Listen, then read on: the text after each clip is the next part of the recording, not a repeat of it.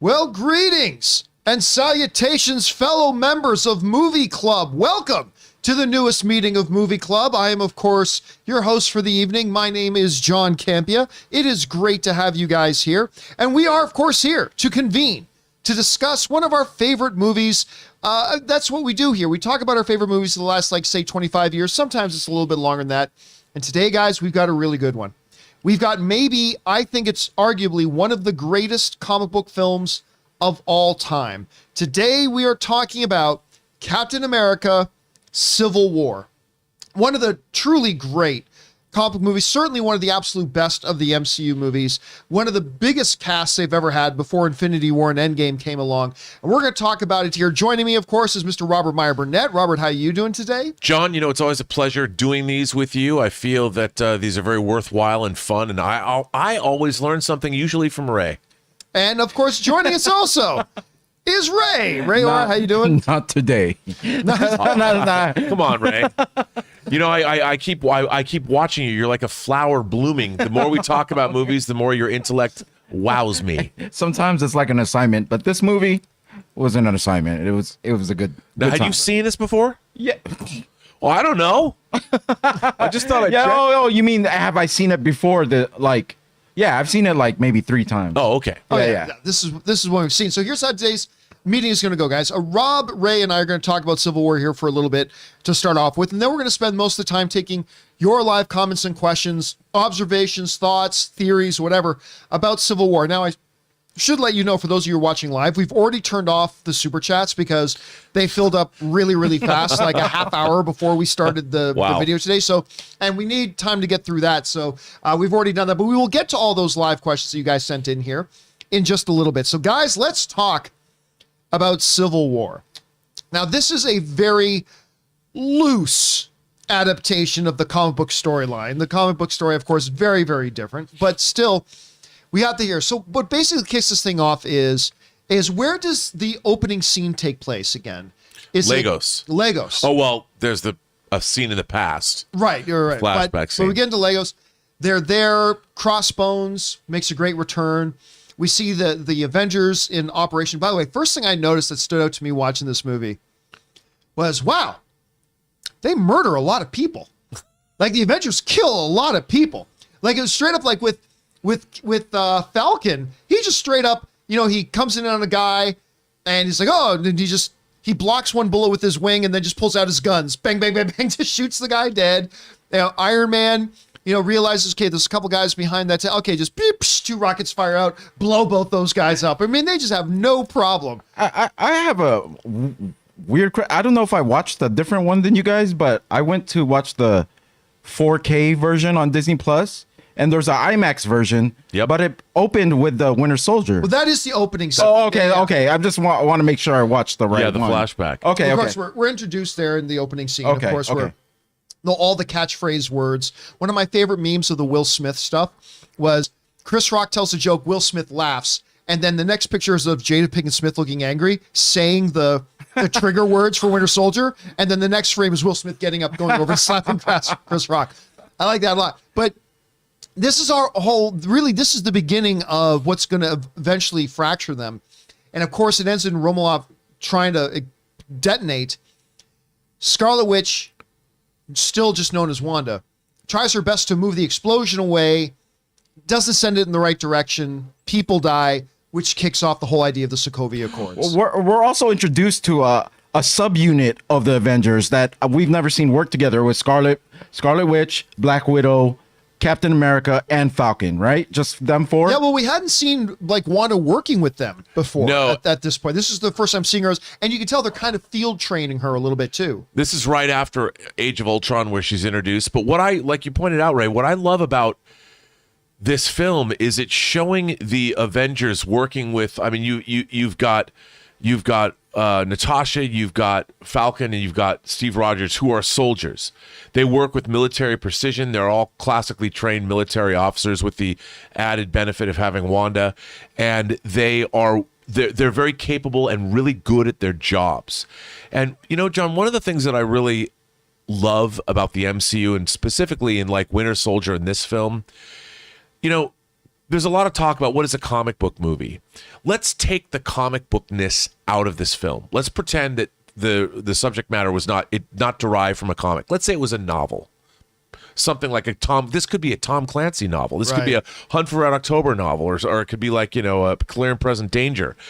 And it's set in a world that I can believe. It feels like it is our world, which is one of the things I think that the ongoing appeal of the MCU is, that even though you've got all these characters, they're in Lagos. They're going after weapons. They're going after traffickers. They're going after very believable people, and it's going after bioweapons. Bioweapons, and it's very grounded in the real world. The physics feel real. There's not a lot of powers on display. There's technology on display. Oh yeah, we got Redbird, our first. That's right. Absolutely. Basically a drone. Right. And I think one of the great things about and the appeal of this is that you believe it.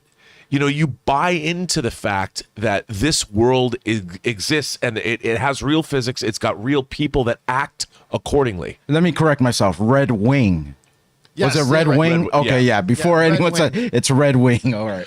So, but we're basically, there's two major things that happen here. So number one, obviously, is the movie is built around a central dilemma, a moral question. Right. Should the Avengers be, for lack of a better term, puppets of the government? Should the government be able to give them their marching orders? They can't act unless the government tells them to act. They must not go if the government says you can't go. All that kind of stuff. Or do they continue under the autonomy that they have that has led to a lot of what's the word? Residual destruction, if you will, right? And also, the Ultron situation was essentially created by Tony Stark and Banner with their experimentation. And ironically enough, not an Avengers situation, but it was Tony Stark's. Yeah, like his idea that he wanted to build a armor around the world. Who is he? I understand who he is, but his desire to do that affects the entire planet. Exactly. And if we haven't weighed in, if the United Nations haven't weighed in, or the governments of the world, what right, and this is why I think the movie's fascinating, what right do the Avengers, what right does Stark have to do this? Who elected him? Who is he? Is it the will of the people? Like, we don't know. And I think, like you just pointed out, that's why this movie is a great film, because the question that it asks pertains to our world now. Exactly. Yeah. That's what I was going to say. We've got stuff going on in Ukraine right now. Does the United Nations step in? Should Sweden and Finland become part of NATO? These are questions that are ripped right out of the headlines, but in a context of a quote-unquote comic book movie, which makes it far more relevant. Imagine how this might have been if it was made 30 years before, like in the 90s or something. You wouldn't get this kind of depth out of these situations. When I picked up the comic book and I read the problem of why the Civil War started, and the same thing, this is why this movie, the problem in this movie, I think it's a great idea or whatever it's called. What's really cool about it is they wrap more than just this great central fundamental dilemma. They also wrap into it this incredible mystery about, okay, well, what's going on with Winter Soldier? Did he not kill them? What's the history of that? What's going on behind that? What's Baron Zemo? I still think one of the lamest villains ever in the MCU, although I thought he was great in the Falcon and Winter Soldier show. But he does succeed. No, the Avengers are get back together, and they all survive and they live. Not at the end of the movie, though. There's that fracture. They momentarily. But here's the thing. This has always been my thing about Zemo. This is why I always say I think Zemo's the lamest villain they've had in the MCU so far, even though played brilliantly by Daniel Bruhl. And I love the character, I do. Yeah, in the comics especially. The flamboyantness, the fur, the purple, the chain. That's why I loved that one episode of Falcon and the Winter Soldier when he comes out in the big, remember the big when they're in the thing with the canisters? I thought that was great. But there's a couple fundamental problems. Number one, the issue of Sokovia Accords was coming regardless. Sure. And that was going to divide them regardless. Now, did he help orchestrate what happened in Lagos? Yes. But there was already a massive laundry list that, the late, great actor playing General Thunderbolt Ross came in there. William Hurt, Academy Award winner. he comes in and starts laying out this huge laundry list of the things that have already happened. Like, this is stuff that's already been in the motion. Sure. So at some point, this Sokovia Accord thing was going to become an issue without Zemo. And here's the other big thing about it. And I realized this, I think, the second time I saw the movie. Baron Zemo's entire plot revolves around them capturing Bucky, bringing him to one particular facility, and him being able to get in there, do that. So many flaws in this. Number one, it was a 1% massive stroke of luck that they were even able to capture Bucky. Because number one, what if he had just flat out gotten away? Then his plan's ruined. Number two, what if they did what they were set out to do? To just execute him on sight, which he barely got out of that. That happens, there goes his entire plan. Number three, I'm sorry, at a top functioning government holding place, you don't just get in there by getting by one guy at the desk signing okay. Like this doctor they had to go in and talk to him, all he had to do is go by one guy. Oh yeah, you kind of look like him, you're good. I mean, that's ridiculous. It's absolutely preposterous that was able to happen. Like, that suspends all disbelief for any period of time right there. So anyway, as you go through all But you love the movie, though. I do. We love the movie. I'm just saying by this one point of it, and one point of it has been to me. But the other thing that stood out to me is this, is that I believe the movie, not only am I Team Cap, I believe the movie ultimately says that we're supposed to be Team Cap. Because think about this. Throughout the movie, after the battle lines are drawn, the second half of the movie is about Tony eventually realizing the Cap was right the whole time. Because first he has this conversation with Spider-Man. By the way, we'll talk about the introduction of Spider-Man and Black Panther in a second. He has a conversation with Spider-Man, and in his room he goes, so why do you do it? He goes, because if you have that power and something happens and you didn't do anything about it, that's on you. And you could see for a moment that the camera does the Russos give this great camera shot of Tony's face where you can see he's completely reflecting upon, because that's essentially what Cap has been saying the whole time. And then by the end, remember, Tony's side on this is that we need to be submitted to the government. The government needs to give us our marching orders. We got to do what they tell us and not do what they tell us not to do. But when he goes to visit the raft, he completely does a 360 or a 180, I should say. He doesn't do what Ross told him to do. He lies to Ross and decides, I'm just going to go out on my own because I believe as a hero and as a friend, I need to go out to Siberia or whatever country it was. I need to go do this, which is completely in line with what Cap's philosophy was and completely against what the other side's philosophy was of saying, no, we got to follow our oversight. We got to do what we're told, blah, blah, blah. So my whole thing is by the end of this thing, even Tony realizes that Cap was right. Well, so, I mean, that's the one way of looking at it. I mean, what's really interesting too is like, look, you've got Hawkeye, Black Widow, Winter Soldier, Steve Rogers, they're all ex-military. They were all following the chain of command, and yet it's them that don't want to submit to the power of the government. Yeah. And I found that very, that's very interesting. And then we're also dealing with the ramifications. Other than Rhodey. Well, right. Yeah. Other than Rhodey. But Rhodey was Stark's friend anyway. So even though he's part of the chain of command, but what I found really interesting is a lot of what's going on in this movie, you've got Black Panther and you've got Zemo. These are all people. Zemo is dealing with the fallout of what happened because of the Avengers' actions in Age of Ultron. You've got Black Panther in Wakanda. His father, T'Chaka, is killed, by whatever's going on in quote unquote the real world. Again, T'Chaka is a casualty of a battle that Wakanda is not in the middle of, and so real world politics is out of control. And who is beholden to whom in this movie?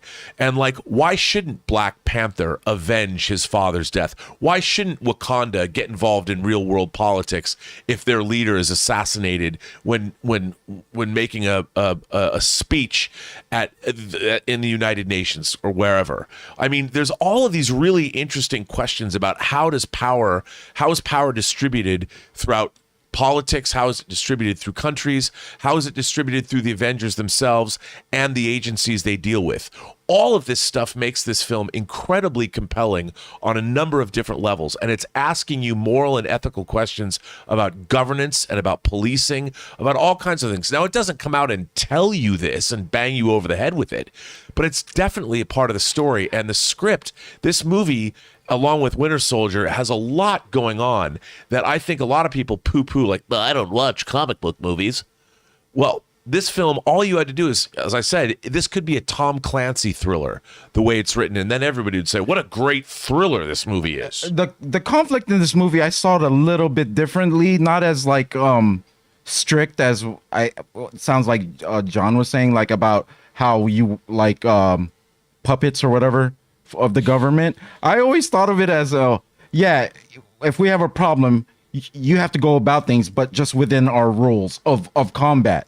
Like, you have to watch for certain things. But as Steve you can't said let at the these beginning, things. like Steve said in the beginning, with the talking around goes, we don't get to go act unless they tell us we can. Right. And what if they send us in to do something we don't want to do because governments have agendas? Right. In a way, I didn't see.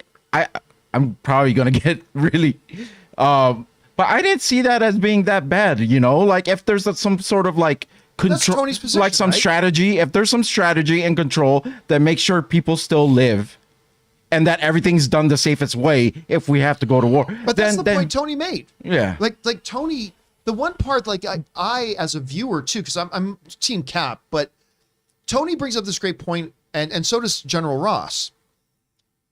You can't, like, you're the Avengers, but you act with absolute authority and absolute autonomy. You violate international borders. You do what you have, and you have no accountability. And you have no oversight. And people died on their watch. Yes. Because of Ultron. Less than would have, but yeah. Well, sure, but what happened with Sokovia and the fact that Ultron took over? I mean, this is all because Tony's out willy-nilly deciding he's going to put an armor around the whole world. He's making a unilateral decision about how I think the world should be. Do you think it's fair to say that his decision to sign the Sokovia Accords wasn't about that he really felt that's what the Avengers needed to do, but it's more that he felt like he needed oversight 100%. and it was all motivated out of his guilt? John, that is exactly right. I absolutely believe that. I mean, I think you just nailed it because, and you see there's the scene when he's giving is that in this movie? He's giving the speech and the woman stops him at the elevator, you know? Yes. Oh, yeah. Yeah. About her son. Yeah, about her son, and like, so it's. I mean, you see it right there. I mean, he's got guilt over his parents' death. He's got guilt over that. He's got all kinds of guilt, and he's trying to absolve. I mean, he needs absolution because of what happened in Age of Ultron was his fault. Essentially. Which you bring up a great scene. Like, I was surprised when I first watched it. The de-aging Tony scene.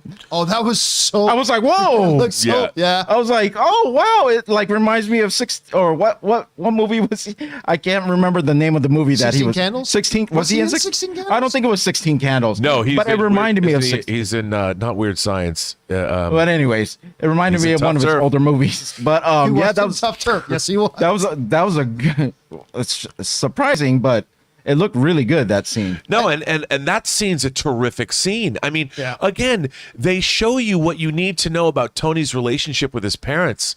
I mean, these films are.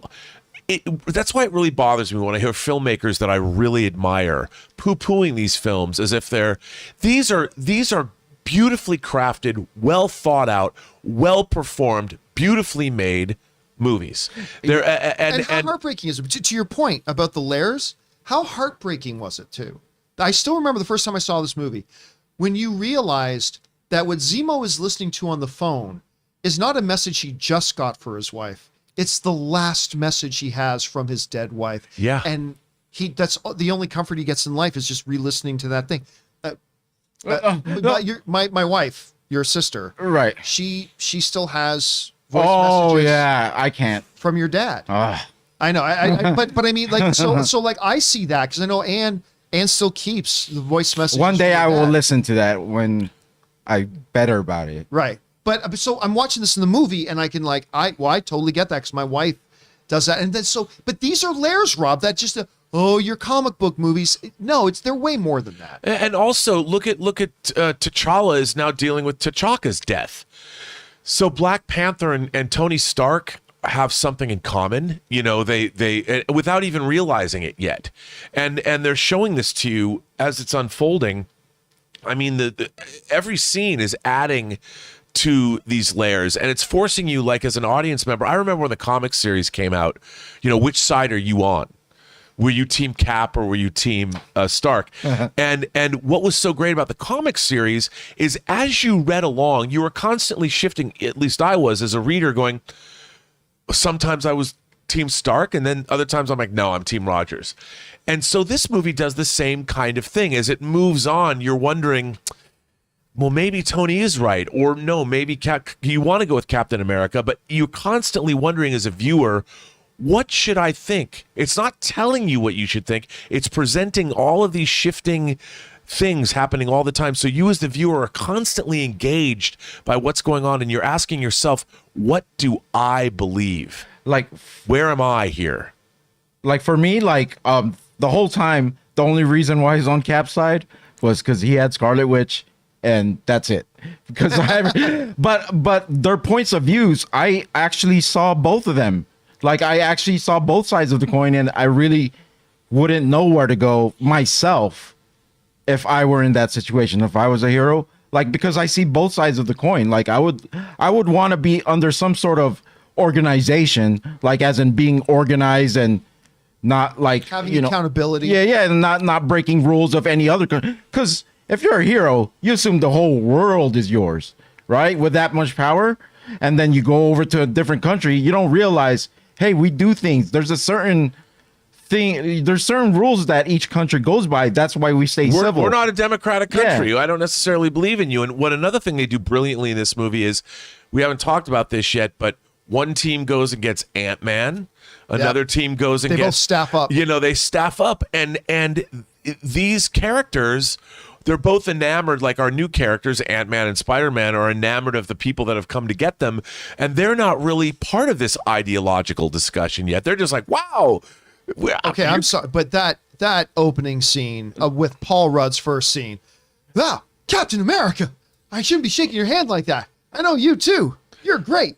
I mean, it's just it's such a great scene. Because that's us. Right. Yes. We're Ant-Man. Right. And this is one of my favorite movies only for one thing: the best action sequence. And it's not which one you're thinking about. Really? It's the stairway sequence where they try to get Winter Soldier. Oh, Winter Soldier where they first go breaks down out. Those stairs. Did you see that action? It's if amazing. you watch it, it's one of the coolest action sequences. Everything was done right there. Like, whoa, like just smashing into the wall, jumping down the flights of stairs. No, it was just really cool. That's like my favorite action sequence in all of the Marvel movies. And it ends with Captain America, Steve doing Chris Evans has worked really hard on his bicep curls. Better show them off. So he's hanging onto the helicopter with one, which was nothing but a look at my bicep shot, right? And all the women and half the men in the audience swoon. But it's also it's a great comic book. If that was a splash page in a comic book, that would be great. But you know what? You point out something else, Ray, about the crafting of these films. That action sequence, a lot of the time they do use a lot of previs and they do some of this stuff in advance. But look at the execution.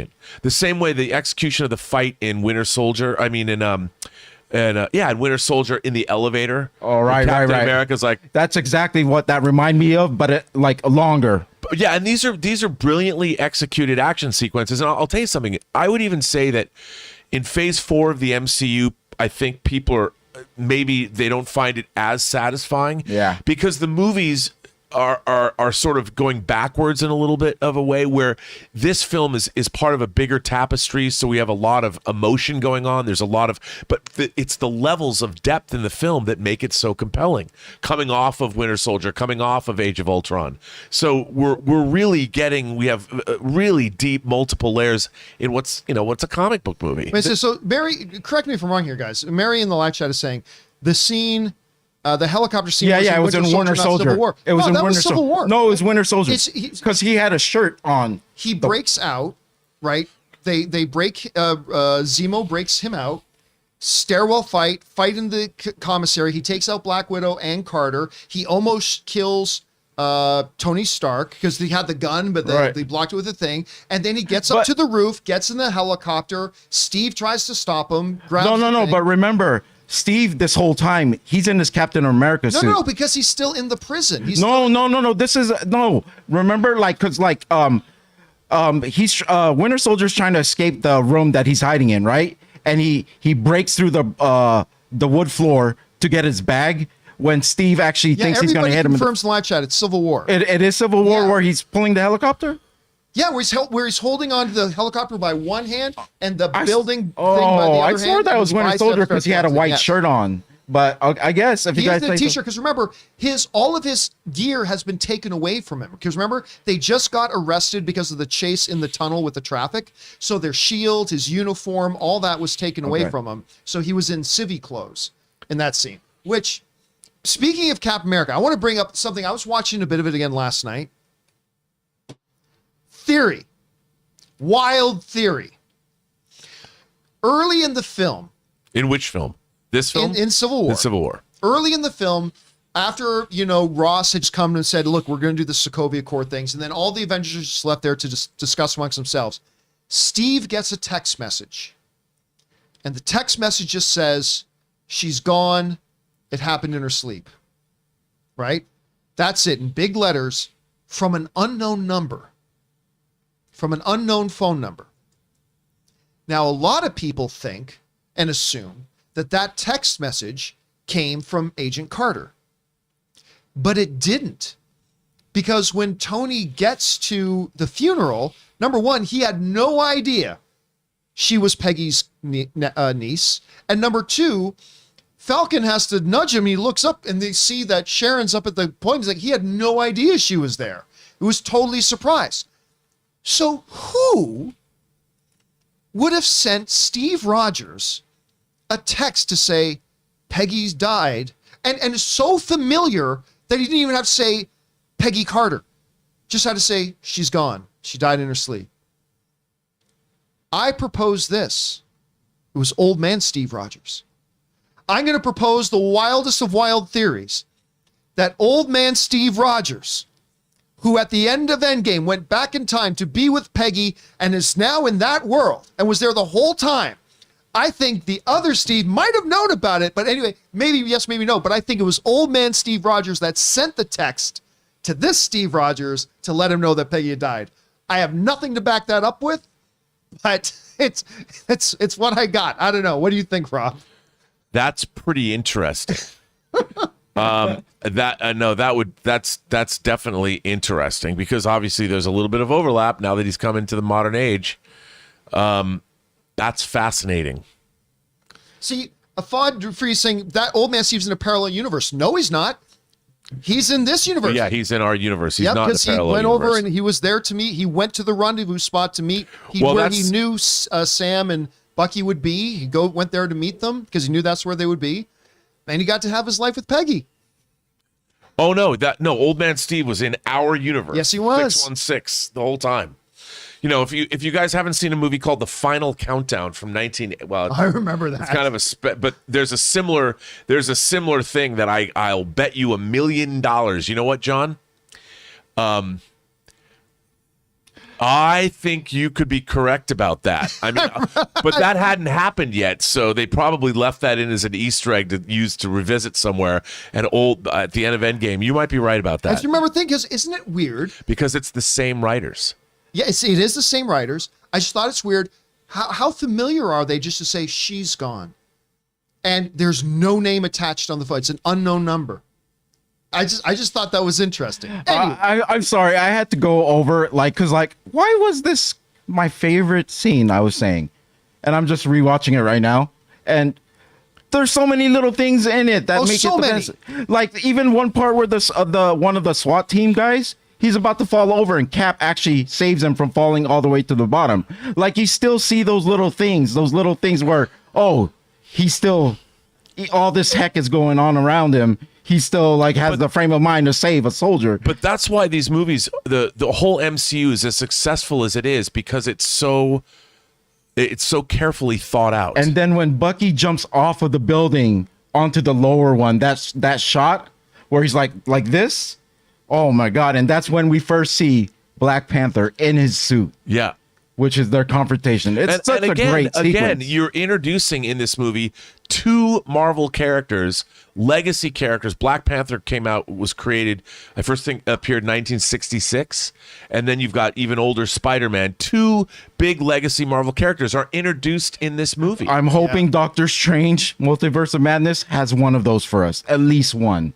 Where they don't show that person in the trailers, but they're gonna be a big deal in. Like, I guarantee you, there's because Black Panther is one of the characters we didn't get an intro movie for. They No. straight. Well, this was their intro. Yeah. Yeah, but like not a real this is Black Panther. He's about to join our universe. You know, nothing. He was in the advertising. He was in the. Oh yeah, see the advertising, but anybody who just walked into this or whatever, like without any history on Black Panther, like me. It's like, this is the Black Panther that's being introduced to me right now. And from this point forward is what I'm going to learn about him. Yeah. But again, think about the writing of this film. The balls that you're juggling in the air. And this film does it effortlessly. I mean, it's doing a heck of a lot all at one time. And you always know where you are. You always know what's happening and who's going what to where and where we're at. I mean, this is dare I say it, a marvel of screenwriting and direction. The Russos did such a good job keeping all these balls in the air, and Marcus and McFeely did such a wonderful job writing the script. I mean, this movie is far better. You know, and the thing about Zemo, to me, I mean, I know he's not as flamboyant or colorful a villain, but I think in terms of his motivation, was great.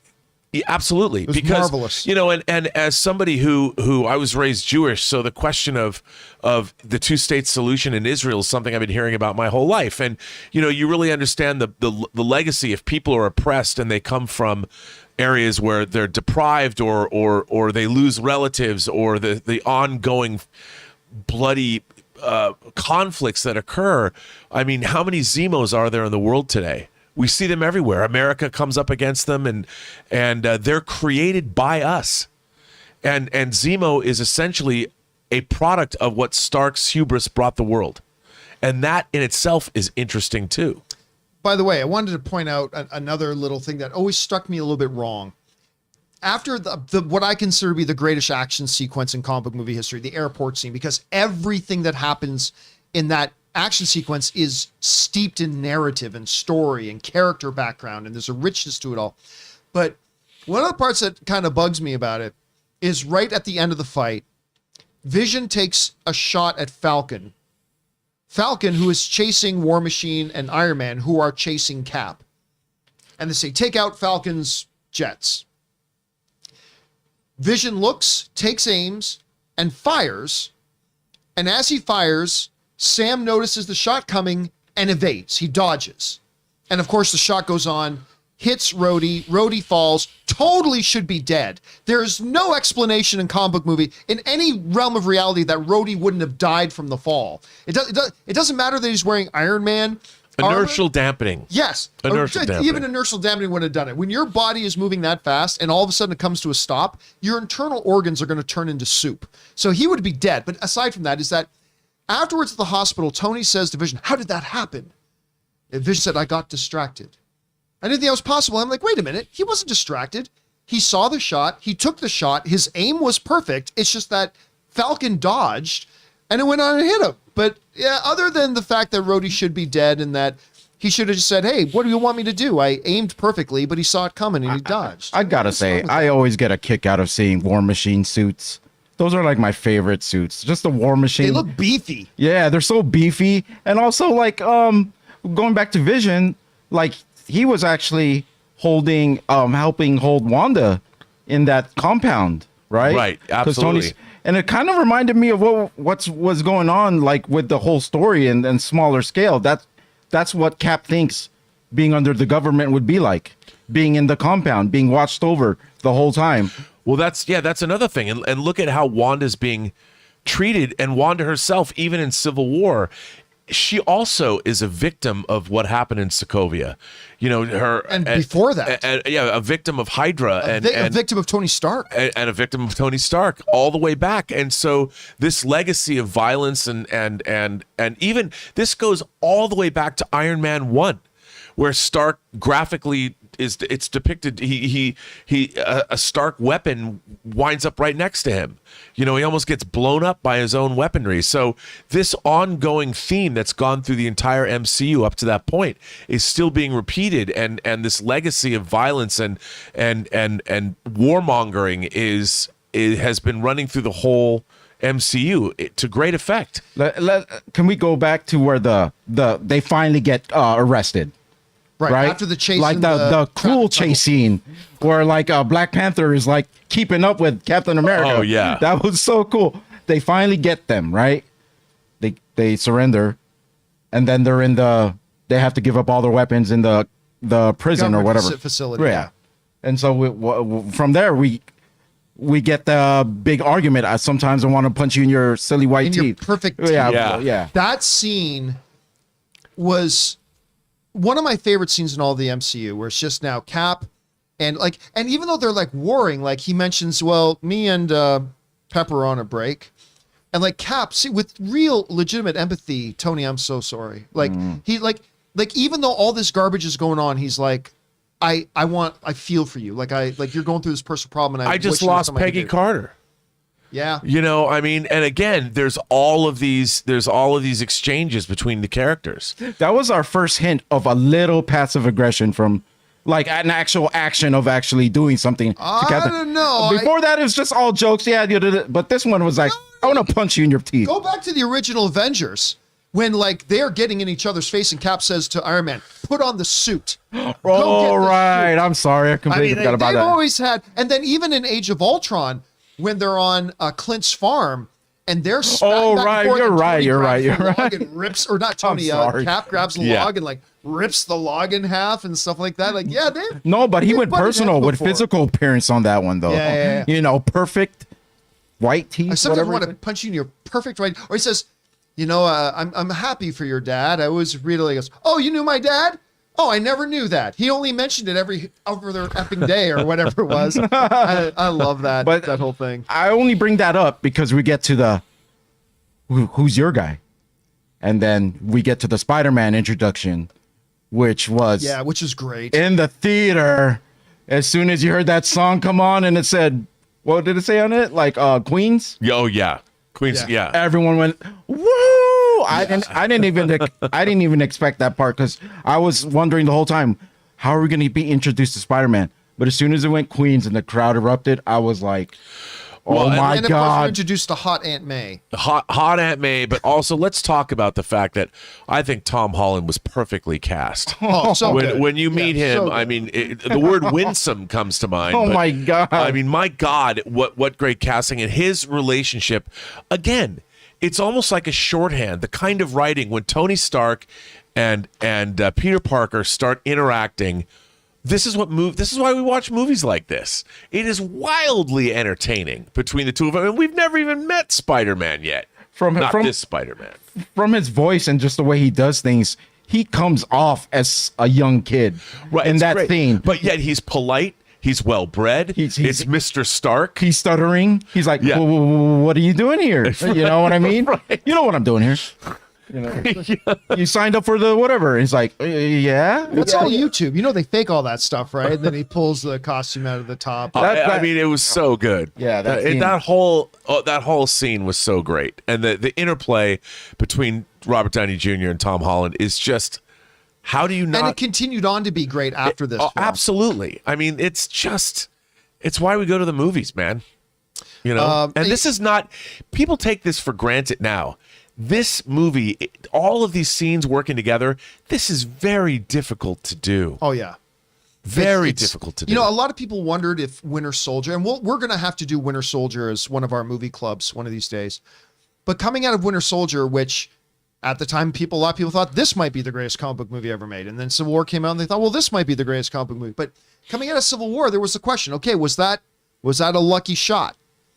Was that a stroke of luck? Is this a one-hit wonder? Are these Russo brothers working in the MCU? Was that just a one-hit wonder and now they're going to flame out? And then they showed, nope, that their partnership, when they work with Kevin Feige, some really, really special stuff can happen. And Marcus and McFeely, the writers. Yeah, and some really, really special stuff can happen, and they did a great job. And just a couple quick notes too about I think the greatest action scene ever. Like everything from the Spider-Man v Captain America fight was great. Spider-Man v Winter Soldier and Falcon was great. Everything like Ant-Man, miniature Ant-Man fighting Black Widow was great. It's like, I don't want to hurt you. I wouldn't worry about it. Like that was such a great line. Black Widow and Clint. Are we still friends? It depends how hard you hit me. I mean, like, or Black Widow.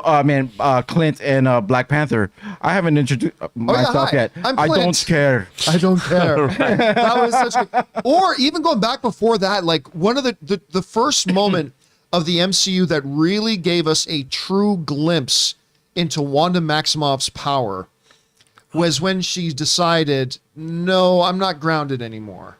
And she decides she's leaving with Clinton, and Vision's like, I can't let you do that. It's like, well, enjoy the 23rd sub basement.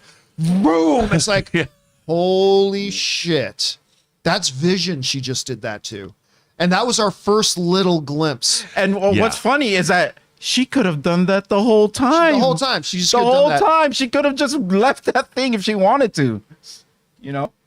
Oh, God, I love this movie so much. Listen, we could sit here and go on all day about all of our favorite parts and everything about it, but we're now going to take the rest of our time going over and hearing from you guys and what you guys have to say about this whole thing. We're going to start things off here with Aiden Foley, who writes, Civil War, easily one of the best comic book films ever made. Completely agree. And other than the Avengers, it's the magnum opus of Marvel, the duality between Tony and Steve, the introduction of the new characters, and the brilliant airport scene. I completely agree. I mean, I have no problem saying that I put both Civil War and Winter Soldier in my personal list above Infinity War and Endgame. Like, I think it's the first Avengers movie, and then I think the next two best Marvel films are, in whatever order you want them, Civil War and Winter Soldier. It's just that good because it's so layered, as Rob has pointed out several times here. It's so layered. It's rooted in philosophical quandaries. It's rooted in character dynamics. It's rooted in personal conflicts. It trips the whole idea about motivations by guilt, motivations by duty, the whole thing. And oh my God, can we just say for a second, that last moment on the raft, as everybody's still in their prison cells and then walking out of the shadows, comes Steve Rogers. It's like, I mean, it's such a great movie. So Aiden, I completely agree with you. One of the best ever made. All right. Aiden also writes, that being said, I always found the Steve and Sharon romance stuff fascinatingly odd. You're kissing your love interest's niece, Mr. America, you know? Yeah. But same here. It's not his daughter. And they don't know. No, that's not his niece. That's not his, well, he doesn't know that's his niece. Right. Yeah. That's the thing. And even then, it's a niece by marriage. And he couldn't be it's all told. Good. Give the girl to Winter Soldier. Come on. Even if Old Man Rogers had told, he can't tell him because he can't interfere with what's to come. I mean, they can have a relationship, but, you know. Yeah, I agree. All right, let's keep going here. CJ Rebirth writes, loved they continued showing the friendship Wanda has with Clint. And when Scott makes her smile, I know you too. I know you too. You're great. Oh, yeah. And listen, I get, because we've talked about this before, like, that's why I really did think there was a good chance that Hawkeye might show up in the WandaVision series, because other than Vision, he's the closest one to her, right? And so I really did like the fact that it was him who ultimately went to the compound to get her out. They told her she's the one that's got to get off her ass. He's the one who convinced her. And again, I love that thing. I know you too. You're great. Like, that's just, that's such a Paul Rudd thing to say. I loved it. All right. Air Marcellus writes, what the movie did well was the introduction of Black Panther. There were already a lot of characters, but T'Challa was put into the story without overshadowing while still setting up his own movie. It was done, by the way, if you count up the screen time he has prior to the big ending, it's very small. They were able to accomplish so much and get us to know this character and understand what's going on with him in such a short amount of time.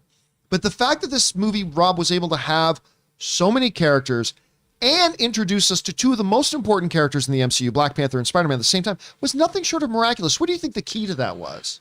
Casting. Yeah. I mean, I really think that the unsung hero of these movies is our casting director, and why her name escapes me right now, I apologize. But the fact that, you know, it's very hard to give a superhero personality. You know, it's a tough thing to do. We saw Christopher Reeve had it in the original Superman the movie. Chad Boseman, from the first moment he's on screen, man, you feel that guy's a prince. Oh yeah, you feel that guy, and the relationship he had so much. I mean, it's not, you don't see it very much, but my God, Chad Boseman was perfect in this role. I mean, from the way he moved to his line readings, I mean that, and how he had this quiet strength about him. He was not ostentatious, but he was tenacious, man. That guy was. I'm not part of your world. He's like, I'm here to do what I can for my country, but F you all. I mean, he could have said, we're better than you, but he never did. But he still is like, I'm going to do what I have to do and get out of my way. And I believed it, man.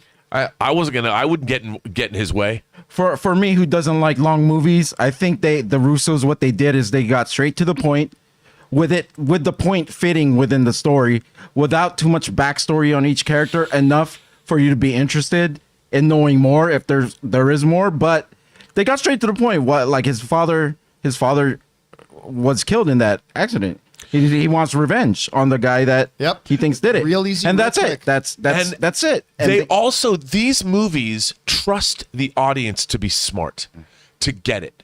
They allow that they present you these things, and they never talk down to the audience. They don't have to belabor the points they're trying to make. They expect you to understand the relationships that they're creating. I will break that trust. I always break that trust, it seems. But thanks for thinking of me. But listen, that reminds me, you're talking about like you'd fear one of my favorite lines in the movie.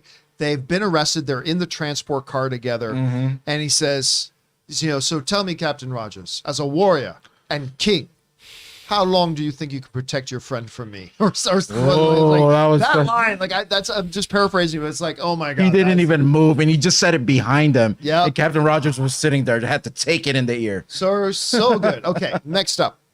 Ben Rayner. Oh, sorry. Where was that? That was A. Marcel's. Xavier Gordy just sends in a super chat to be supportive. Thank you, Xavier. Ben Rayner writes, I just want to thank you guys for the show this morning. It was a top 5 episode for me. It had me laughing from start to finish. Well, thank you for that. You guys have great chemistry. All 4 of you guys keep up the great work. Bring on the filthy. Well, thank you so much for that, Ben. We appreciate Good that. job, guys. That's very nice. Well, thank you, Ray. You're part of it that. too. Yeah, but for the show, it was a really long show. Yeah, it was like a 3-hour show today. Yeah. Good job All on that. Sean Miner, thank you again for that, Ben, by the way. Sean Miner writes, who sends in like $20 super chat. Thank you, Sean, for supporting us on that level. Civil War is what Falcon and Winter Soldier tried to or wanted to live up to, but couldn't get there. I have and will always say that Cap was right. Oh yeah, Cap. I propose that even by the end of that movie, even Tony was like, yeah, Cap was right. But it's still, even if you're Team Cap, there are moments and arguments made in the film that you have to take seriously. Yep. The whole idea about we operate as gods. We answer to nobody. We have full autonomy, do whatever, whenever we want, and we don't have to be accountable to anybody. That's something that's got to be addressed. So I do get that. As far as Falcon the Winter Soldier, yeah, look, trying to live up to be Civil War, one of the top 3 or 4 greatest comic book movies ever made, that's a high bar. It's a high bar. So I don't think it ever needed to live up to that, but you're right. It is kind of what they were going for. I do love those characters. All right. Thanks a lot for writing that in, Sean. Xavier Gordy writes, the anticipation for this movie was crazy in 2016. Oh, it absolutely was. Are you kidding me? The whole idea of Civil War, seeing all these heroes fight against each other, it was the wet dream. It was the absolute wet dream. Wasn't there a delay and reshoots too? Like a little bit after? There wasn't any delay. I don't think so. Okay. One of the things about that, we talk about the airport scene a lot, but it is such an old trope that comic book characters, the good guys, meet and they fight against each other. Yeah. I mean, they've done this for decades in comic books. And the fact that they did that here, you know, they got it, they were able to we believe, like, there's a reason, there's an ideological divide that our characters have. There's a line in the sand that's drawn. You're either Team Cap or you're Team Stark, and you buy it. Like, I, as an audience member, I buy this, and they fight. And it was such a great, because they didn't have to do that. If they didn't do it right, they could have unbalanced this entire movie. But it was done so well. And each fight, like you said, John, earlier, told a story. And then at the end, when Rhodey is shot out of the sky and you have Tony Stark there tending to him, and Falcon lands, you know, and Tony, I forget what Falcon says, and then Tony just blasts him with a repulsor bolt. Oh, yeah. And I mean, and then everybody's like, what have we done? What has happened? I thought, poor Falcon. If he wasn't knocked out, he'd go, what the hell, man? I didn't shoot him. You shot him. Right. I just got out of the way. I just didn't let you hit me. All right. Next up. Sidious Swift writes, Team Cap all the way. I'm with you on that, Sidious, 100%. All right, Ben Donnelly writes, I love this movie. Perfect handling of moral ambiguity. Probably meant great cast, excellent villain. Airport fight scene still kicks ass. And, you know, even just a great epilogue at the end. You know, with Tony trying to help Rhodey walk again. The great Stan Lee cameo. Tony Stank. Oh, yeah, Tony Stank. This is him. I'm never letting that go. Tony Stank is here. But also an ending that kind of led directly into Infinity War, where Cap sends him the phone. And he says, look, like, whatever, but if you ever need us, you call us. And the very fact that Tony keeps that phone and keeps it on him, I think says so much about the bonds that run deeper than the disagreement, which really did lead us into where everything was when we started Infinity War. And I thought that was great. I love that. And I have to a shout out too to that battle between the two of them, between Iron Man and Cap, that battle in the building at the end. It's, I mean, again, it might not be the biggest battle in the world, but it's personal. It's so satisfying. Steeped in drama and narrative. Absolutely. It's all earned, and you're there, and man, it's vicious. And the choreography or whatever they used in that was really cool too. Just like the little things that they did throughout the fight was awesome. And even Bucky's role in the fight too, and how he eventually loses his arm and all that kind of stuff. But just also when Bucky and Cap were teaming up on yes, the way they beat one on each side of him, and like even the shield was being passed back and forth. That was so great. I keep thinking about the excitement of the just Spider-Man being in this thing, right? Yeah. And I was just looking up like the year where they agreed to be partners with each other, so Marvel could use the Spider-Man character, I guess. That was all the way in 2015. Yeah. After Amazing Spider-Man 2. I'm just reading. I'm just thinking out loud right now. Like, it was such a build up, and it paid off. It paid off really, really well. All right. Next up, we got John Weiner who writes 1 of 5. All right, here we go. When I heard you were going to do Winter Soldier Movie Club, I was like, yay, but it turns out to be Civil War. I was like, boo. Oh. I do not like it as much. I have problems with the plot. The whole Accord sounds dumb. With being the reason for breaking up the Avengers. I don't know if you were paying attention to the movie, if you thought that's a major philosophical that you can't just work around. Anyway, being the breaking up the Avengers, Zemo was nothing like the comic books. Zemo is nothing like the comic books, neither the Disney Plus series. I love the airport scene, though. The music and color grading could have been better. This film was missing a lot from the comic Civil War. I know this is not the comic, it's the movie, but I couldn't get into it. This is my least MCU, you probably meant my least favorite. This is my least favorite MCU movie of all time. This movie should have been called something else, like Disassembled. Well, that's a totally different Avengers story in the comics. Another thing that bothered me is Tony freaking out after finding out makes no sense to me. Finding out somebody close to you murdered your mother and one of your other friends knew about it, and okay. I don't see Tony would do that. He hesitate at first, then decided to F it, you die. For people freaking out when Quill hitting Thanos That makes sense to me. Quill, not a smart guy, but for Tony, no. All right, Johnny, I gotta tell you, my film loving brother, I disagree with almost everything you said. I mean, which is a beautiful thing. That's one of the great things about movies, is that we all have different perceptions of these things. Like, you have your perception and the way it hit you. I have my perception, the way it hit me. Let me address a couple of things that you mentioned just with the way I perceive them. First of all, the Accords is not a dumb thing. It is a fundamental understanding about what it is to be your hero and what you can and cannot do. Captain America is everything about personal responsibility and what his duty is. And he's not going to let anybody get in the way of him doing what he believes is right. Whereas on the other side of things, you had this whole notion that what is right is for us to be under supervision, for us to be under accountability. That is what is right, or else the world is going to hate us. And by the way, it was already proven in Age of Ultron what unchecked the Avengers, or what Tony Stark is capable of doing.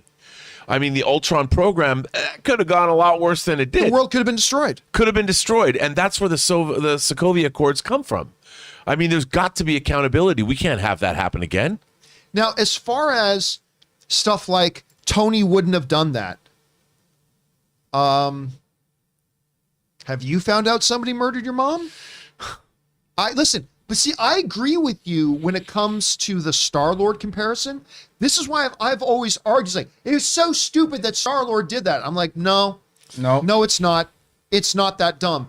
And I've always said, because I also compare it to the Tony situation, is that, listen, when you find out something like that, he just thought the love of his life right there in that spot. He thought she was alive 5 seconds ago, and now he's found out she's dead, and he's the one who killed her. Your rational train of thought goes out the window. It doesn't matter how smart you are. The emotional part of your brain is going to kick in. You're going to do something or say something emotional. All of us do it under much less stress. And Tony, yeah, if you sit down calmly and think about it, well, poor Bucky over there, he was brainwashed. He wasn't really in control of what he was doing. Yeah, if you ask Tony that next week, that's probably how he'd think about it. He just watched his mother be choked to death. And he's standing in a room with the guy who did it.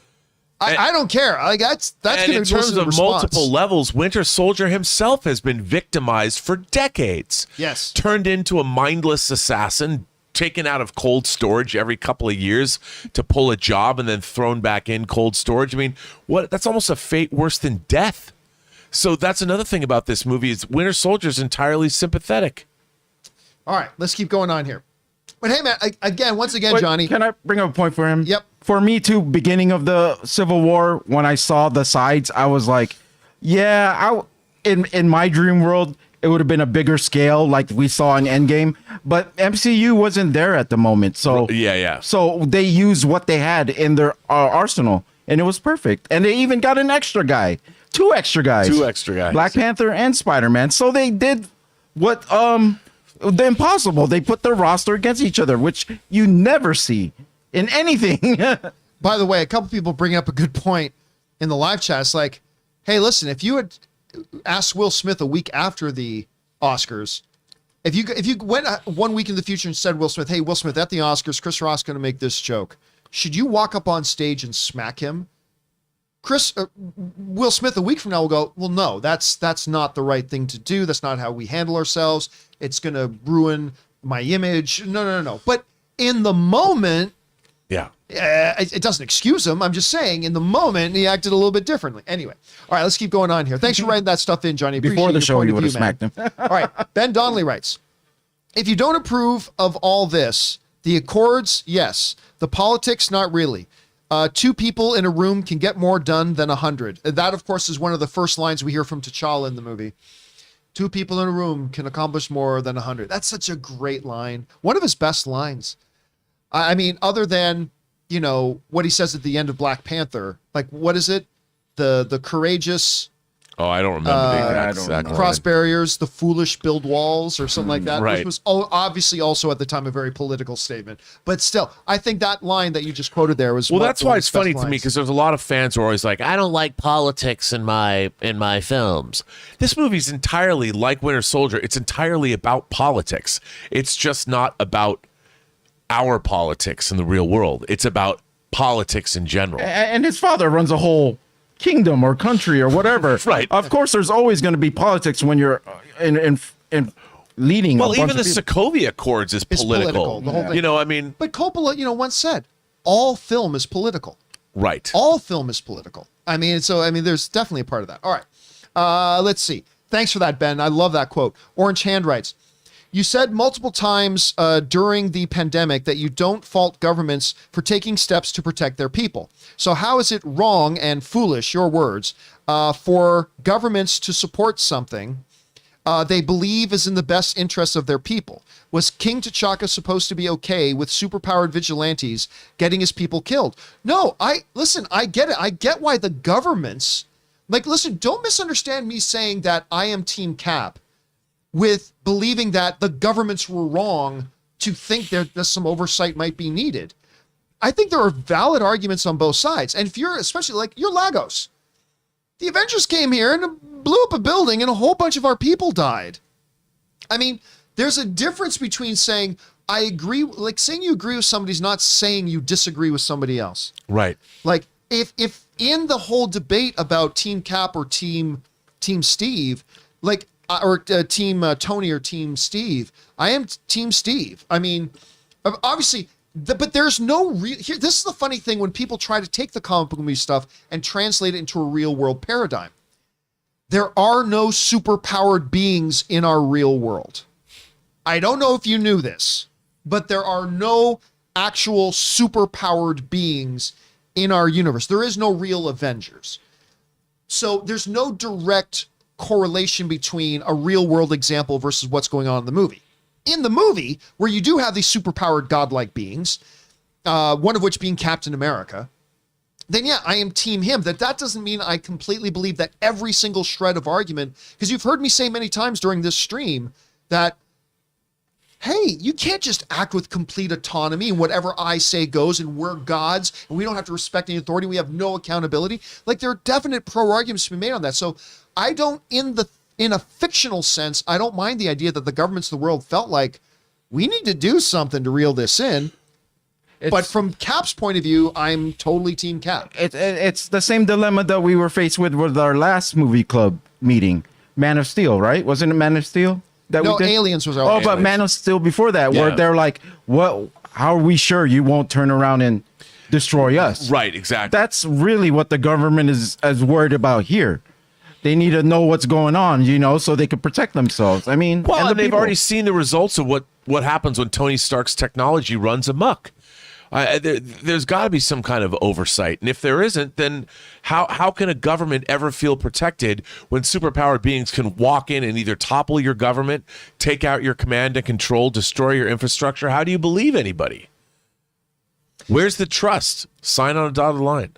All right, next up, we get one from Shelby who writes, I think Sam saying, how long are you going to play both sides to Rhodey kind of gets ignored, but really foreshadows Sam's arc / internal struggle in Falcon and the Winter Soldier. I think there's definitely truth to that. Yeah. I think one of the things, I'm not the biggest fan of Falcon and the Winter Soldier, although I do like it.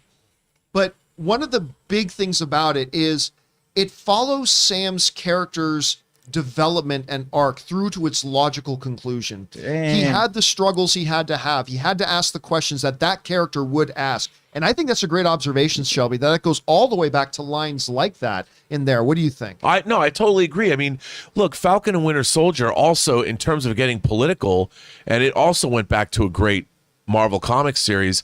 Falcon is asked very pointedly, if you're going to become the new Captain America, you're a black man. Do you think even now in this future, will they accept you? Will they accept you as Captain America? And you have another black soldier who was wronged by the U.S. government who's asking him this question. And Sam steps up to the plate and says, you know what? It doesn't matter. I can step up. The whole show was about Sam Wilson finally accepting that he can accept the mantle of Captain America, regardless of what his own fellow countrymen will think, because Captain America, that representation, what Steve Rogers would do, what he's accepting the mantle of, makes him above politics, right where Captain America was in Civil War. It's like, you know what? I have to do this because it is the right thing to do, and only I can do it. And that's the legacy of Captain America. And that's why I loved the Falcon and Winter Soldier series. Was it entirely successful? No. But I like the message of it. I like the fact that our Captain America now is not a super soldier, but he has the courage and he has the heart to be Captain America. Shelby just blew my mind with that. It's crazy. Like the shared universe, that's what something that's beneficial to it is. Sometimes things that happened in previous movies, they have a different, you have a different perspective of Yep. certain things. Yep, that's one of the big advantages to that.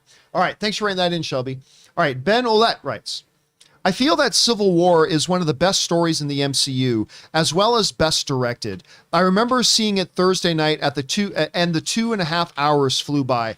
It is a movie that completely flies by. Even I remember last night I sat down, Anne was out, she hadn't gotten home yet. So I decided to pop on Civil War again, because I knew I wasn't going to have time to watch it again this afternoon. And I realized, like, I'm watching, then I look up and it's like, oh my God, 2 hours have already gone by. Yeah. What?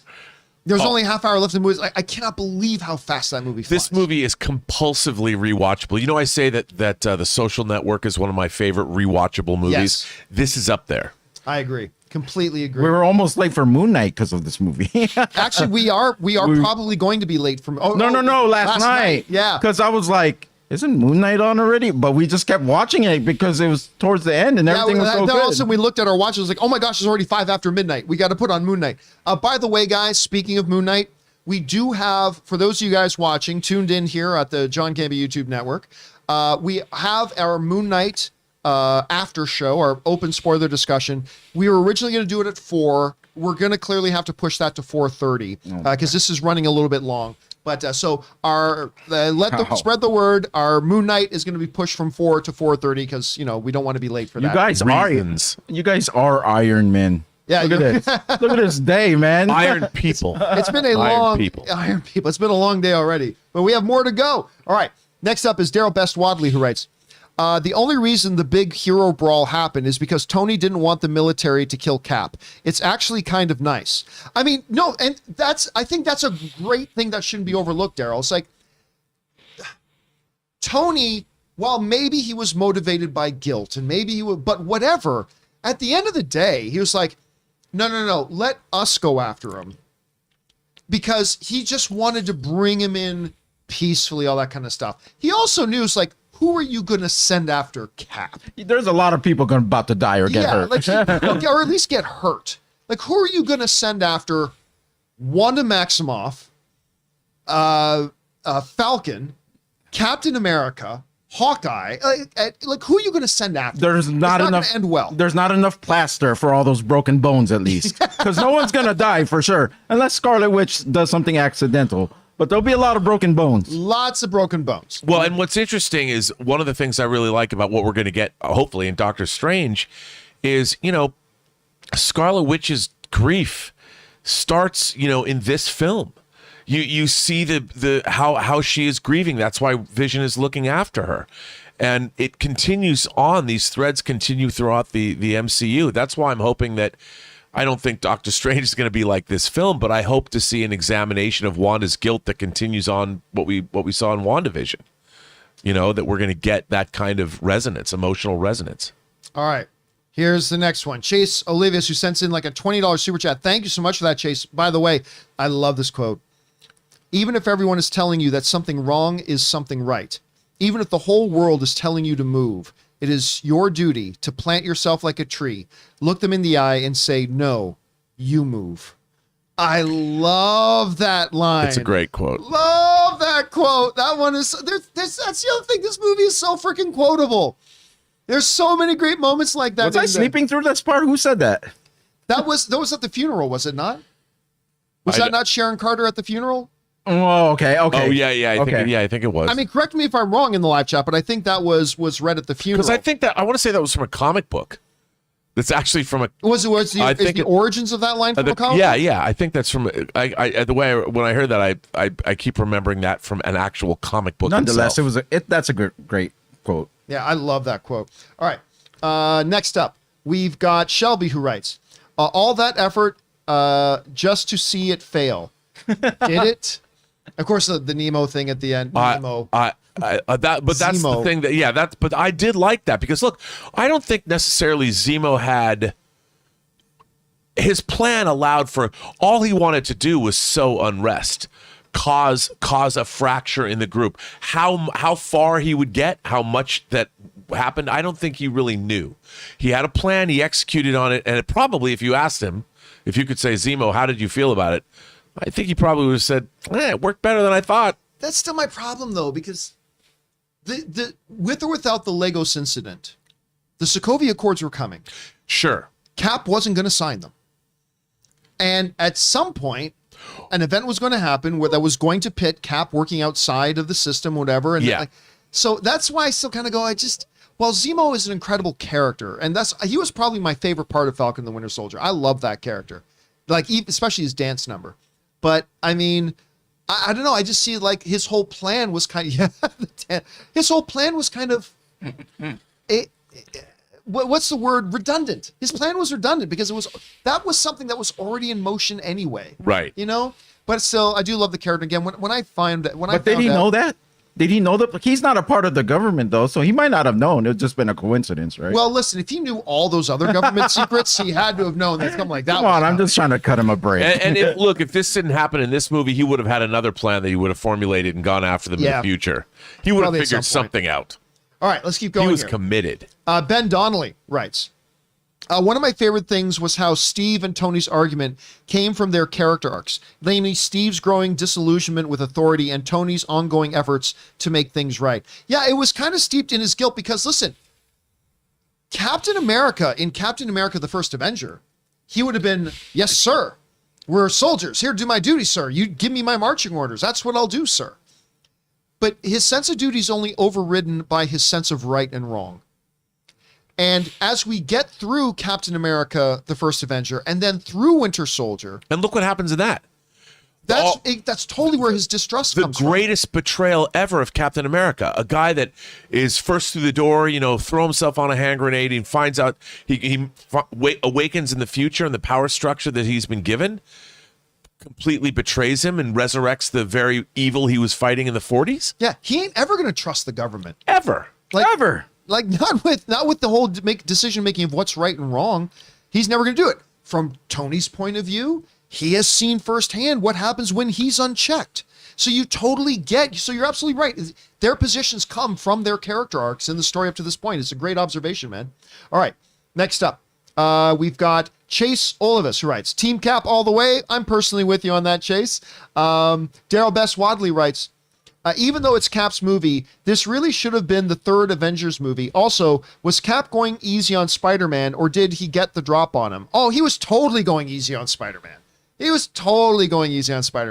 if he was trying to hurt Spider-Man, then once he dropped the thing where he had to sit there and hold it up, all he had to do was give him a crotch shot or give him a punch to the face there and really hurt him. Crotch shot. I mean, hey, come on, the dirtiest player in the game, Captain America.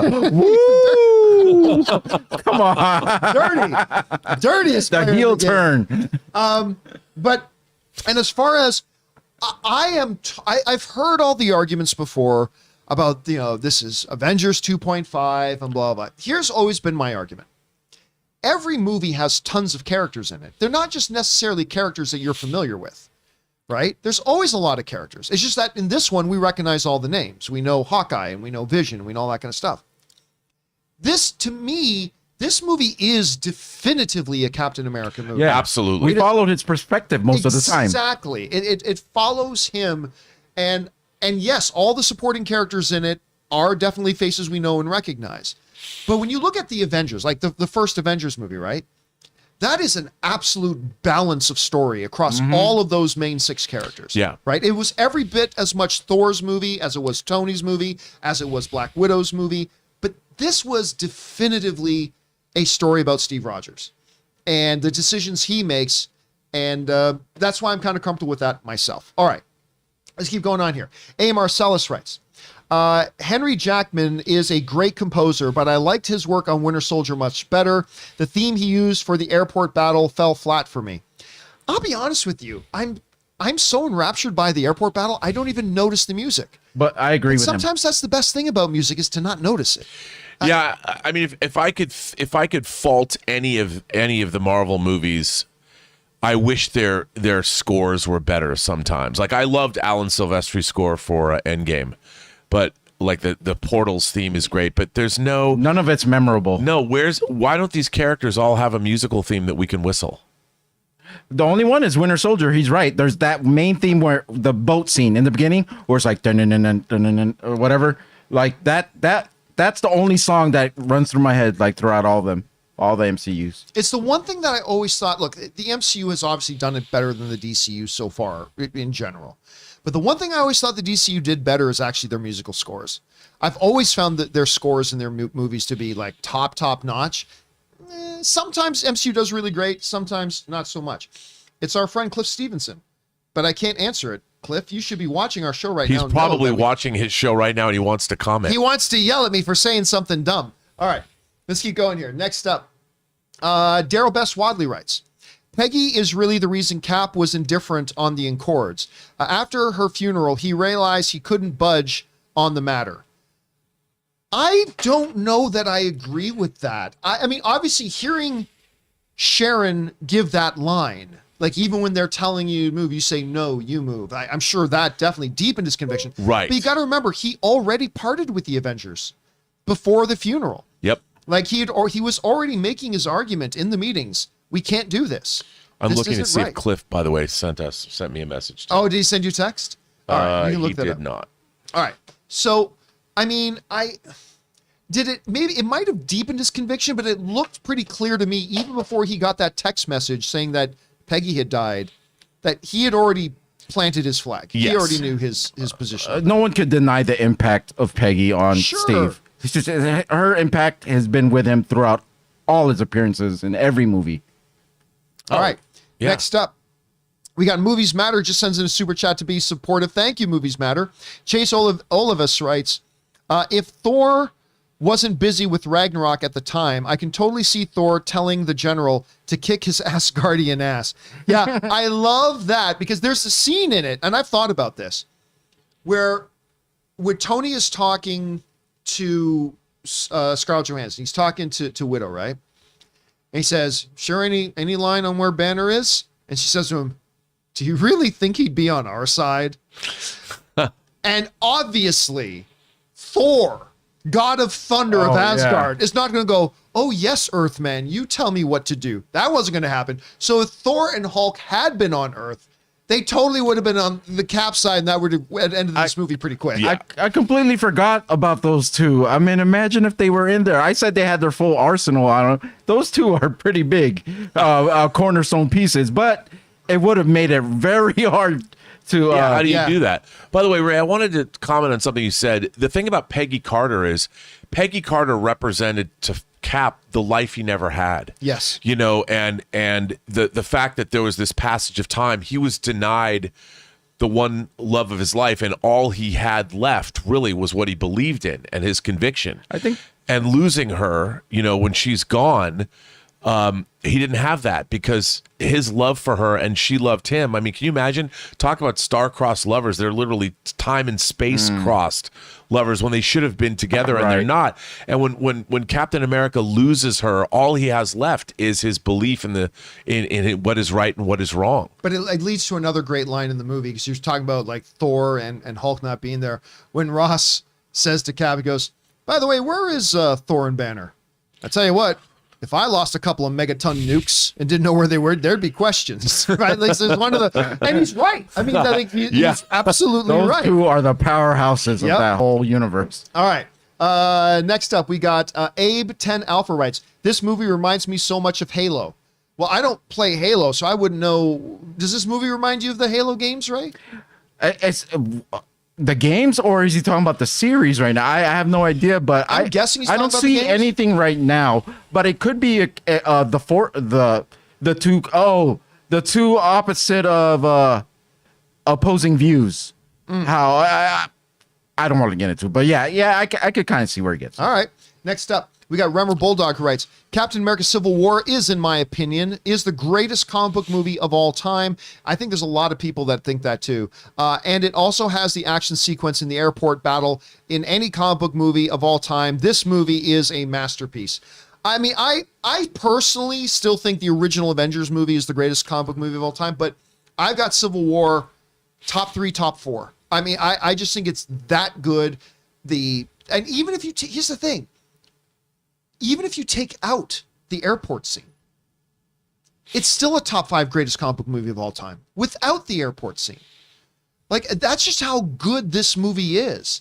And Rob, you were bringing up just the drama that plays out in that final fight, the emotion that's poured into that.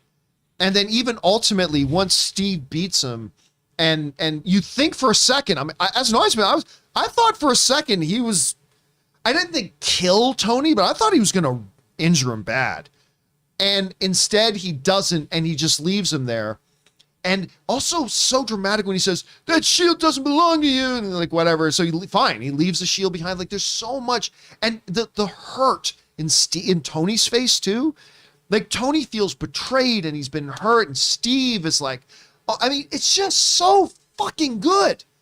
It's so good, this movie. It's crazy. It makes my head want to explode. Anyway. All right. And by the way, Remmer sent in like $20 super chat to support our channel. Thank you, Remmer. Appreciate that, man, very much. All right. Abraham Ruiz writes, there are very few times my jaw literally drops from something happening in a movie, and Scott going giant was one of them. Just so good. That was so. By the way, Scott going to Giant Man elicited another one of the great lines in the movie. Tony, does anybody else have any spectacular hidden superpower that they haven't revealed yet, or something along those lines? Because obviously Giant Man just did his thing. That was awesome. Yeah, it was awesome. And a couple of cool things. It gave the opportunity for a couple of cool things.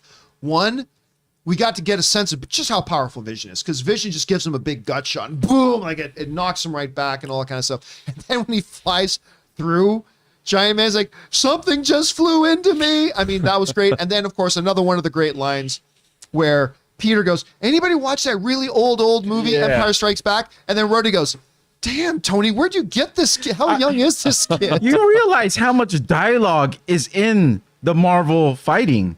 Yes. Like, they had a little joke, like with Anthony Mackie said to Tom, I don't know if you've ever been in a fight before, but there usually ain't this much talking. Except in the MCU. But yet the whole fight is revolved around these funny conversations. But yeah, but the thing is, people have also criticized the MCU for that. But I like it. It makes it more real. The characters are in character. Yeah. It totally fits. All right, next up. City of Swift writes, the foot chase scene was so cool, man. If you're talking about the scene through the traffic in the underground tunnel, that looked awesome. By the way, they utilized technology that they got from Twilight. Twilight utilized a technique of making it look like they're vampires, the actual actors running, to make it appear like they're running super fast. What they actually did in Twilight was they laid down basically a giant treadmill, like moving, that moves, like an escalator, like in an airport where it moves. So it's actually moving, and the actors are running along on it. So it makes it look like they're running super fast. They borrowed some of that technique to use in that thing, and it looked awesome. Keep Twilight away from my Civil War. I'm just saying. They borrowed a little. They got a little bit of an influence from Twilight. It's such a cool scene that, like, scene. it's like what at most a minute, maybe a little bit longer, maybe 2. Yeah, but just think of that time span of the whole movie, and they worked so on the intricate details of everything, even like the way he threw the SUV, or the scratches, Black Panther. They just go all out on those scenes in this movie. All right. Next up, we got Remmer Bulldog writes in again. He writes, there's so many great action sequences. People forget about the freeway chase scene, which we were just talking about, between Captain America, Black Panther, and Bucky and Falcon. It's truly a great set piece. It's just awesome. By the way, one of the coolest shots. Bucky's the first one to get out of the tunnel, sees the guy on a motorcycle, grabs the motorcycle, gets the guy, flips it around as he jumps in the air, spins the air, and lands on it full speed. It's awesome. Awesome. And even before that, when the SWAT first gets into the apartment building, he blocks the bullets with his hand like this, and he's still charging towards the guy. The apartment, that apartment action. Yeah, That's the best action scene. And like Cap the whole time through it. Come on, man! Really, you're gonna kill somebody? It's like, I'm not gonna kill anybody. But then he does something. Cap's got to catch a guy from going over, right? And he just looks at Bucky. He's like, dude, it's just, oh God, I just love it so much. All right, Abraham Ruiz writes, I also remember not eating my popcorn through the movie, not because I didn't want it, but because I was just so glued to the screen. The last fight between Cap and Bucky versus Iron Man still breaks my heart. That's the thing. It's a fabulous action sequence, but it's breaking your heart. You feel so emotionally attached. You're like, no, guys, don't fight. Like, and you get where each of them are coming from. Like, Iron Man feels completely betrayed. Meanwhile, they're like, Cap is protecting his best friend, who's not his fault that he did what he did, but don't try to explain that to Iron Man when he just found out the dude choked his mom. And the worst thing is you could tell that they care about each other too. Yes. But yet they're doing this because of whatever it is. And it breaks my heart too that you didn't even touch your popcorn. Because I would have touched it. That's a sad, play some sad violin music for the popcorn that went to waste. All right, let's keep going here. Next up, we have Remembered Bulldog who writes, this movie also introduced Black Panther and Spider-Man, and they both got their moments in this movie. No, it tremendously, we've already covered this, but it tremendously introduced both of them in such a great way that once we got to their individual movies, the films were able to just dive right in. That you notice that? Like, once you get into Spider-Man Homecoming, that movie you were able to just dive right in because we've already met the character. With Black Panther, we can go right to him on the Wakandan airship, going to, take out those human traffickers and you could just dive right in because we've already met him, and they was just done so well. All right, Remember also writes, the Bucky and Cap versus Iron Man at the end of the movie was such a great fight and so emotional. It was a great follow-up to the airport battle. It's true, because you think, how can you top that airport sequence? Because it's, I think, the greatest action sequence ever, because every move in action was drenched in narrative. Then you give us something that is even more emotional than exciting. Like, that was a great palate cleanse. It was a totally different course of the meal. It was a totally different kind of action sequence that delivered a totally different experience. And because you'd think, well, you got a climax with the big fight. You got a climax with all the Avengers fighting each other. No, the more emotionally satisfying one is just these three. Yep. The more intimate. Tall order, man. I don't know how you pull that off. Because if I'm looking at it on a screenplay, I'm like, I don't know, man. Maybe the big fight should happen at the end, but they knew better. They knew what they were going for, and it was perfect. Yep. And it worked. Oh, worked so well. All right, next up. Let's see. Remmer also again writes, I wasn't a big MCU fan until I saw the airport battle, and that's when I became a huge MCU fan. Listen, I was already an MCU fan at that point, but there's so much relevance in that scene because it's at that moment that you realize this isn't just action for action's sake. This isn't just some shaky cam and rapid camera movements and pow, bam, boom, whatever. Every moment of that fight is connected to character development and narrative and story. And every interaction has a story to tell of its own. And at that moment, you become a deeper MCU fan, I think. Yeah, I completely The agree. only thing this movie was missing was at the end in the raft, the prison, was Sentry sitting in one of those cells. Sitting in one of those cells. You know what I mean? No cell there could hold Sentry. Do you think that we're ever going to see Sentry in the MCU, guys? Let's hold that conversation for another. Oh, absolutely. I love that character. They got to be careful because one of the things the MCU is in danger of right now is making all their characters too powerful. Right. Like, everybody is God level powerful. Like, oh, here comes Captain Marvel. She's the most powerful. Oh, wait, there's Wanda. She's the most powerful. Oh, Doctor Strange, the master of the Mystic Arts. He's the most powerful. It's not really the most powerful, but how he's just batshit crazy. Like, he's like a schizophrenic, right? He's got issues. Yeah. Sentry. And he's fighting himself, too. And he that's doesn't without even taking, not Void. Is it Void? Void is the more powerful even him. without taking into consideration the whole issue he's got with Void and everything like that. Yeah. There's some deep stuff. They'll get to Sentry at some point. All right. Next up, we got Sidious Swift, who writes, I have to give credit to acting, writing, and direction in this film because by the end, I was really annoyed by Tony, Vision, Rhodes. Well done. I mean, I think this movie did its job well. If depending on which side of the Team Cap, Team Iron Man side you're on, if at the end of the movie you are thoroughly entertained and a little bit annoyed with the characters on the other side. If you were Team Iron Man in this, it speaks a lot to how great this movie is if you end up being a little bit annoyed by Wanda and a little bit annoyed by Falcon and Cap and stuff like that. I agree with Vision. I agree with him in Vision. That's the only character that annoyed me in this film. Poor Vision. All he wanted to do, the whole thing, was just protect Wanda. That's right. Like, even if he had to go against her wishes, he wanted to protect her. Little did he know. Be a lesson to him. It's not his place to make decisions for her. She will smack you down. All right. Then, we just have some super chats to be supportive from Moda Awesome, Donald Thomas, and the Jughead One. All send in super chat badges just to be supportive. And guys, that'll do it for this meeting of Movie Club. I don't have a mallet here, but there, I adjourn this meeting of Movie Club.